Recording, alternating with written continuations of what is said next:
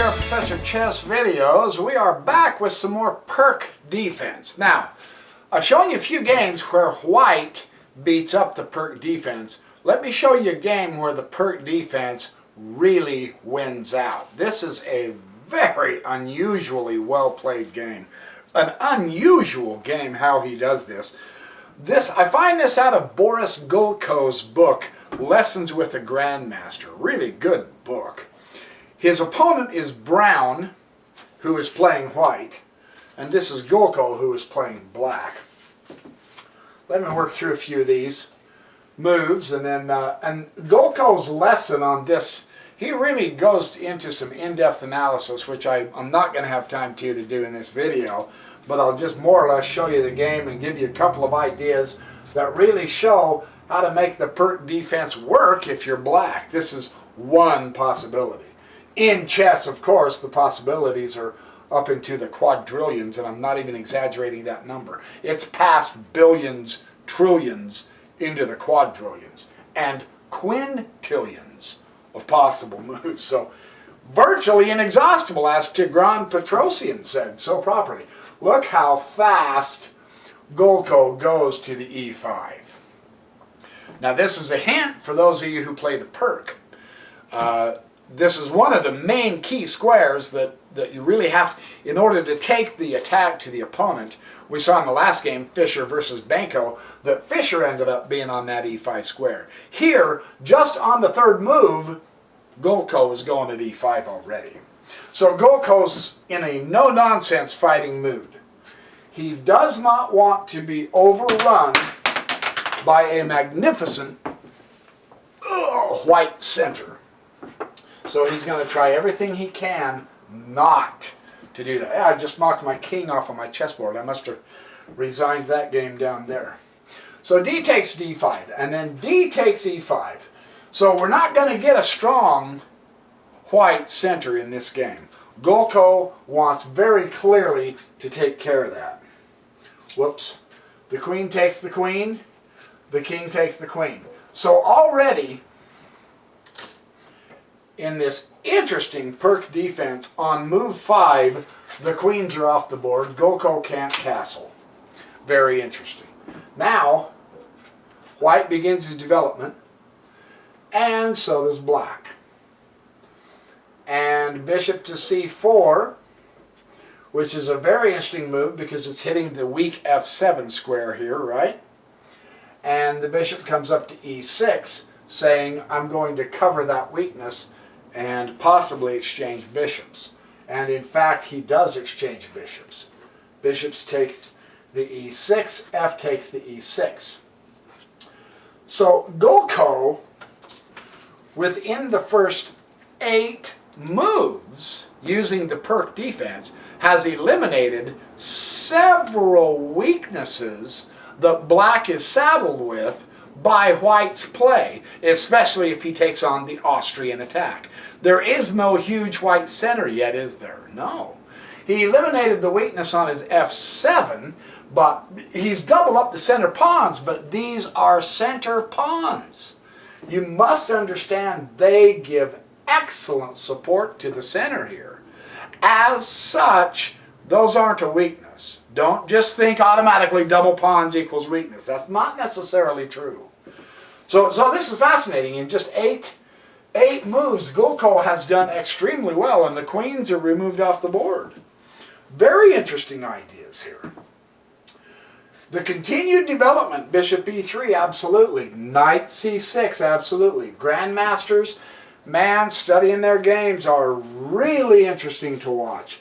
a3, this is a prophylactic move.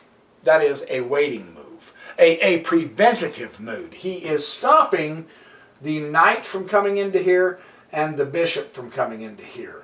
So this, in this instance, this is a good move. This works. And Gulko follows suit. He says, well, actually, yeah, your knight down into here, I really don't want that either. So I'm going to do the same thing. Kind of interesting to watch him do that. He doesn't castle. He just puts his king up. I mean, there's nothing really seriously attacking the king yet anyway, right? So he moves the king up, and what he does is he connects the rooks, and he's going to get his rooks on open files. Where have you heard that before? Never in my chess videos, have you? No, not at all. And now, he goes king e7. So, rook h to d1 on an open file. See, I don't know anything at all about how grandmasters play chess because I've never seen this move ever before. Rooks on open files, I've never seen it done. This is brand new, right? The sarcasm. Please realize I'm not being serious. Now, he does h6. Now, Golko has done the prophylactic move here, and now he's doing it here also. It'll stop the knight from coming to here. It prevents the bishop from coming to here. These particular moves here are beginning to constrain white. Now that's interesting because in the last few games on the Pirc Defense, we've seen white just mow over black. But now black is kind of keeping white down here. Isn't that interesting? Kind of something to sit up and take notice on in the Pirc, right? Kind of fun to see. And he does the same thing. Brown does the same thing. So, Golko says, hey, I've got an open file here. No pawn in it, so I've got an open file. So he puts his rook on the open file to use, right? A highway right to the opponent's king. Yes, sirree, Bob. I am so not kidding. Now, he uses his open file partially, which is always nice. Knight h5. Knight h4 here, and here he's starting to discuss some of the very interesting complications, and the analysis is so heavy I'm not going to do it. Just observe the board, and perhaps you can run it through a computer and do it yourself and all. Right now I'm just enjoying showing you this Pirc defense where black wins. And there's very good reasons why black does win. Now then, knight came to d4 on a nice outpost, not a safe outpost, but a knight outpost, and went check to the king. And here his analysis indicated, and I didn't take really careful notes yet. I will later. I'm just interested in making the Pirc video, Pirc defense video for you guys. But here, if the exchange of the knight with the bishop would have occurred, it would have really hurt white. And these guys, seeing 5 and 6 and 7 moves ahead, saw that. So this is why the king went to d2. Okay? Now rook comes up here to f6. Again, notice, observe the partial use of open files. That's when you have a file, feel free to use it, and use it as you can and as you calculate. There's nothing wrong with doing this. He pops up g4 to put the question to the knight. He pops up to g5 to put the question to his knight. That's really kind of fun and interesting, isn't it? Oh, shoot, these guys. Now, the knight has a beautiful outpost on the 5th row checking the king. And notice, that's not exactly a safe square to land on, so something's really going on here. He takes it, moving his pawns around. He takes that knight, and they're moving their pawns around. Now, notice the pawn structure. This is something Golko mentioned in the book. The pawn structure favors black here. The pawn structure on this side is sort of shattered. He does have a lot of central power, but so does Golko in the black. So in this Pirc defense, the way Golko's been handling it is he hasn't been mowed over at all by the white center. King comes up to e6. I mean, every piece is being centralized. The king can be a very powerful unit. Don't kid yourself. It can be used exceedingly well. Bishop takes the d4 knight here. E takes the d4 bishop. There. Rook takes the d4 pawn there, and bishop comes to e5 here, skewering the rook and the knight, although that's not his intention. It is with the rook. The rook pops over to c4, and now he's after the center pawn, is what he's after. And he says this in his analysis. He said, I'm not trying to go over to the wings here. I want that center, because he is slowly exposing the white king, isn't he? Now his white king is out, but it's not as open as the black king is not in the open like the white king is. Right? You see how that works? So that's a very interesting idea. Now the knight takes the pawn. The trusty deed is trying everything he can to keep his king safe, and now the rook again utilizes the file. Now he's coming at the king. Open files, rooks belong on open files. Man, we see this in 99% of the games I show you, don't we? That's a great thing to know, isn't it? It really is. Now the rook here comes zippity-doo-dah back over to h1, because he doesn't want this end wiped out, right? But watch what he does. The rook A to f8. Now he's doubled his rooks on this file, and now we're in for a screaming game. This is really interesting because now black has the initiative. It's very interesting to watch how the Pirc defense can win, isn't it? This is quite instructive to see this. This is a serious game. b3, keep the loose pieces guarded. His army's kind of starting to get a little scattered and loose, and black is starting to coordinate his. So white takes a moment to coordinate his own army. This is really critical at all times. Well, he's got a great pawn thrust with an attack against the rook. Rook simply comes up here to c6. He's got this pawn x-rayed from the king. That's not bad. King comes to d5. What the? Look at the logic here. This is great. Why go back into open territory? Go forward and stick with your army. This king's a gutsy king. He's going into war. He's not hiding back in the fort. That's fascinating, isn't it? King d5. Rook comes to c5, check. Ooh, now he's x-raying the bishop, which doesn't have anybody but a king to protect him, right? King comes forward to d4. What the heck? That is so fascinating. I mean, we're in the middle game. We're not in the end game. We're in the middle game, and this king is marching all the way up. But look, what's this?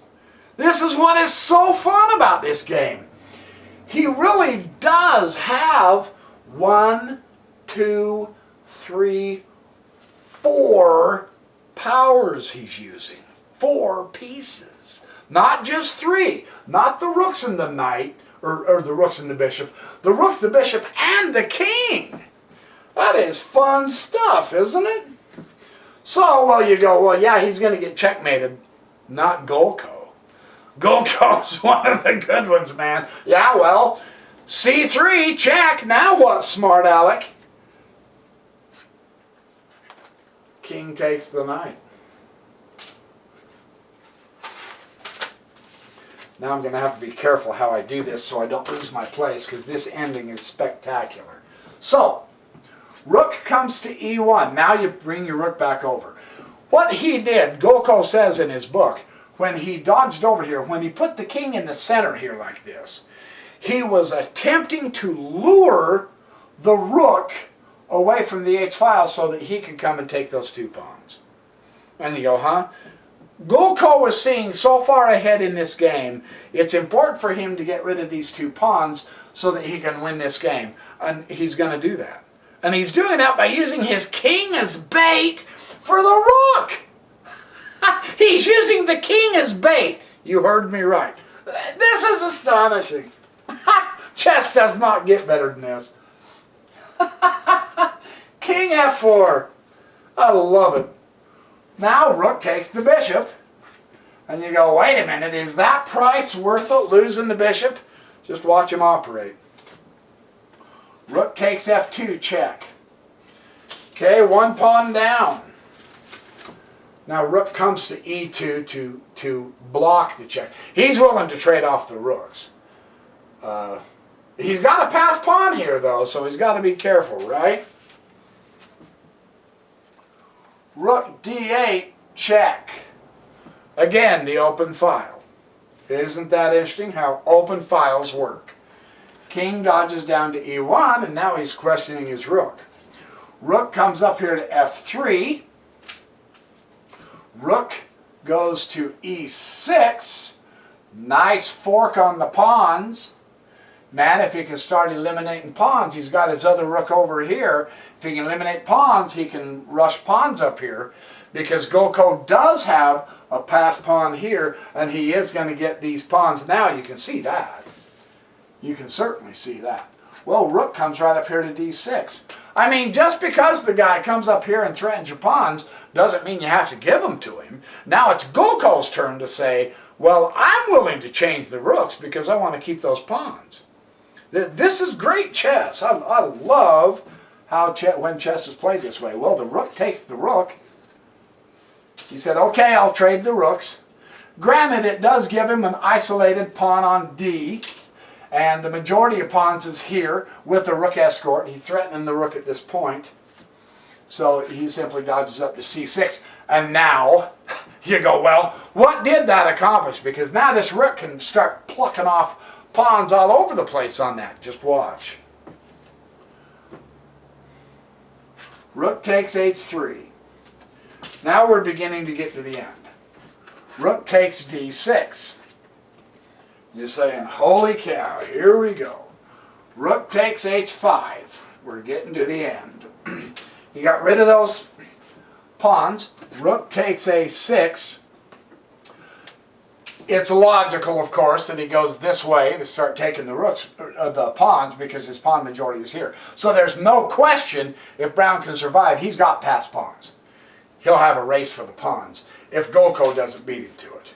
There's absolutely no question about it. And Gokul's going to start pressing the pawn, and so is Brown.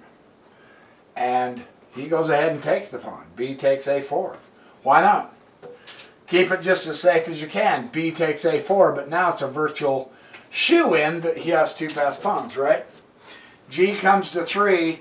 The race is on, and it looks like Gokul's going to win. King to f1. Rook to h1, check. Got to guard it. King comes up to g2. Rook goes to h2, check. Fabulous, isn't it? Notice the power of the black king. See, it's also a piece of great power here. That king saves the game. That king makes the game. King goes to g1. Now h5 comes up. Press the pawn, why not? Rook f6, check. King g4. Rook f1. See, he virtually forced him to come over here and deal with the problem here. He had no choice. Rook now goes over to a2. Rooks belong behind passed pawns, right? So he's forced Brown to come over here, and now he gets to go over there and pluck off his pawns, and his pawns survive because that cotton-picking king is escorting them. Don't kid yourself. Kings are very, very strong pieces. C goes to 4. H goes to 4. And now white resigns. And the reason why Gokul says he resigns is because there is nothing he can do to stop him from marching that pawn to there and putting the king at h3. And then you can go g2 mate. When the king moves over, then g2 mate. There's virtually nothing he can do to stop him from losing that game. So, there's a Pirc defense Boris Golko, an outstanding Grandmaster, who shows the Pirc Defense is a very, very powerful opening to work with as black. So anyway, I've got more great Pirc games to show you. I am so not kidding. There is a ton of stuff on this. It's really quite fun. So, happy chessercising, and I will see you in the next chess video.